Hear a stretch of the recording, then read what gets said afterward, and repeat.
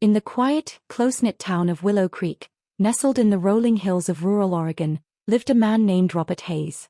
After losing his first wife to a long illness, Robert married a woman named Gloria. Gloria had a daughter named Sophia from her previous marriage, and Robert had a daughter named Rebecca from his first marriage to A.T. Faust. The blended family lived peacefully in their cozy farmhouse on the edge of town. They owned a small herd of dairy cows and a few goats. Gloria took care of the animals and the household, while Robert worked at the local lumber mill.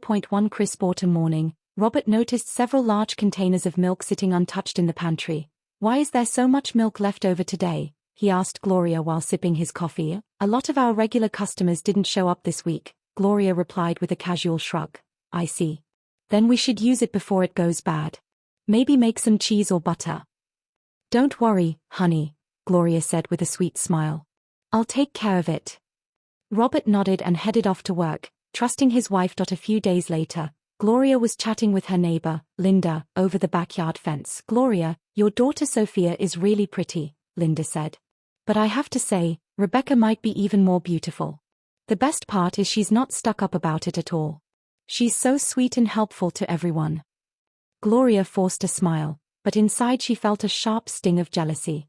"That may be true," she replied tightly, "but my Sophia is the most beautiful girl in town." "If you say so," Linda answered politely before changing the subject. That conversation planted a bitter seed in Gloria's heart. From that day on, she couldn't stop thinking about Linda's words. "I'll teach that Rebecca a lesson," she thought. "No one should be more beautiful or loved than my own daughter." Slowly, Gloria began treating Rebecca unfairly. She gave her the hardest chores, scolded her for small mistakes, and showed clear favoritism toward Sophia. Rebecca, who had a gentle and kind nature, never complained. She continued doing her work quietly and respectfully. One cold winter evening, Rebecca had finished all her chores, milking the cows, cleaning the barn, washing the dishes, and helping with dinner. She was exhausted.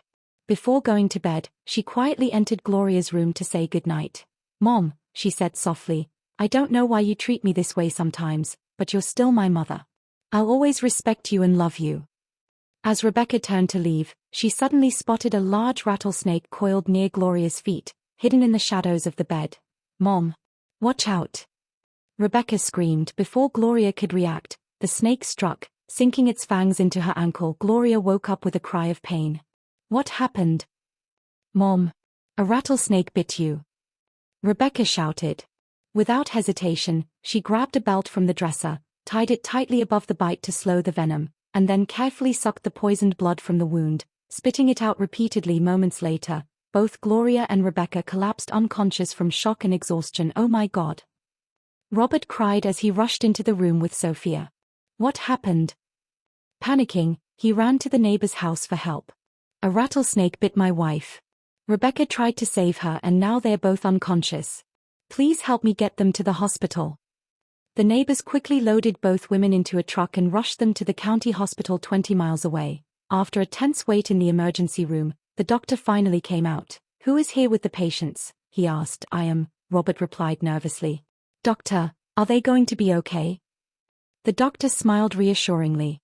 "Yes. They are both out of danger now.